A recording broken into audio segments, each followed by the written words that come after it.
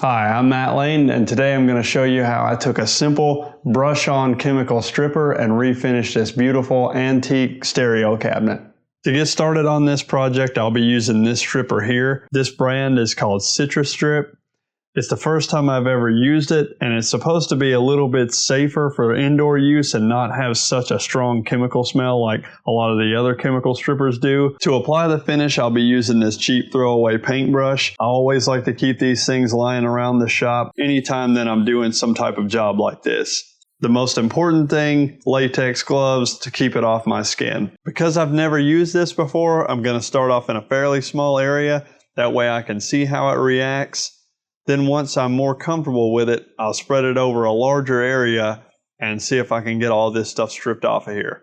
I've already shaken this stuff really well per the instructions, and I'm going to be pouring a small glob here and spread it around with the brush.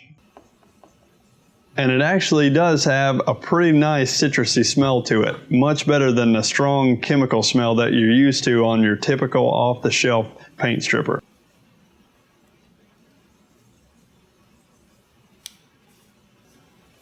Now that I have the stripper spread out in this small area, I'm going to let it sit and see how long it takes to start removing the finish. It's been about an hour and a half since I first applied this, and I'm going to be using this small plastic scraper and give it a small scrape and just see how this stuff is working.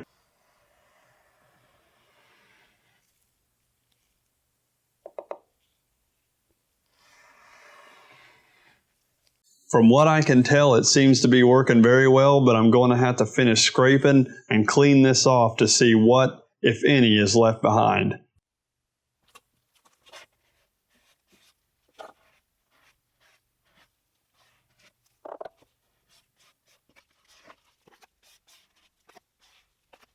So that first application seems to have worked really well. You can tell the difference here from where the old finish still exists right here on the edges. And right here, where we applied the stripper, is now clean and back to bare wood. One thing that I forgot to mention before is that when you're scraping, you always want to try to scrape in the direction of the grain. Since the first test run was successful, I can now apply the stripper to a much larger area.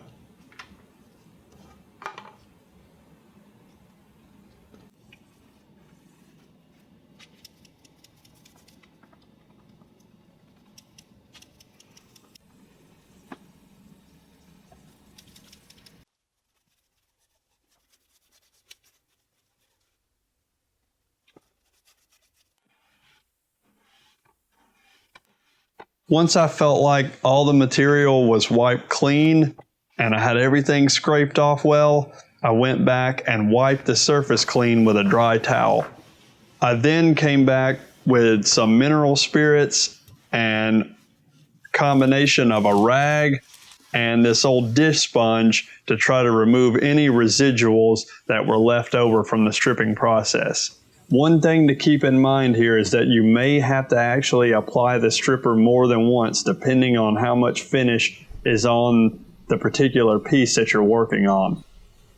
So once I was finished doing all of the chemical stripping, I sanded the total cabinet going through each one of the sanding grits from 80 all the way to 220. The sanding part of the step is one of those steps where you can kind of take it as far as you want to take it, whether you want to leave it somewhat rough, kind of like I did. I wanted to sort of leave some of the character in it, or you can sand it as far as you want to, as smooth as you want. Just be careful if you have a cabinet like this that is a veneer cabinet that you don't sand through the veneer.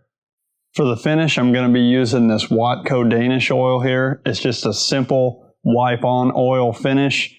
And I mainly just chose it for that reason, because it's a really simple, really easy to wipe on finish.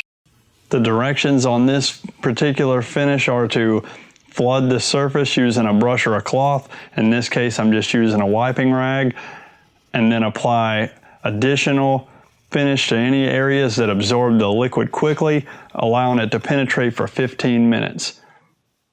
After the 15 minutes is up, reapply the finish a second time, allowing an additional 15 minutes, and then wipe the finish completely dry.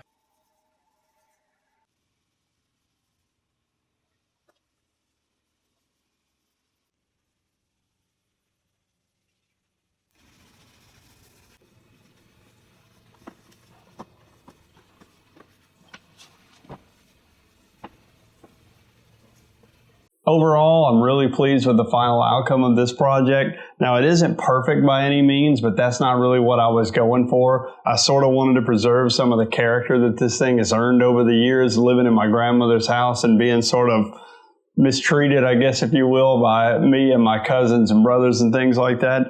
So it's really kind of neat to see it here in my house now after all these years and looking as good as it does right now.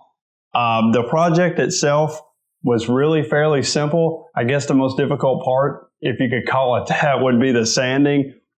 But it really isn't all that difficult. You can do most of that by hand, and it's mostly just time-consuming work. And really, truthfully, the sanding is kind of up to you as far as how far you want to take it and how much you want to sand on it. I didn't sand this thing a ton. I just wanted to get some of the initial scratches and stuff like that out and give it a better adhesion for when I would wipe on the finish.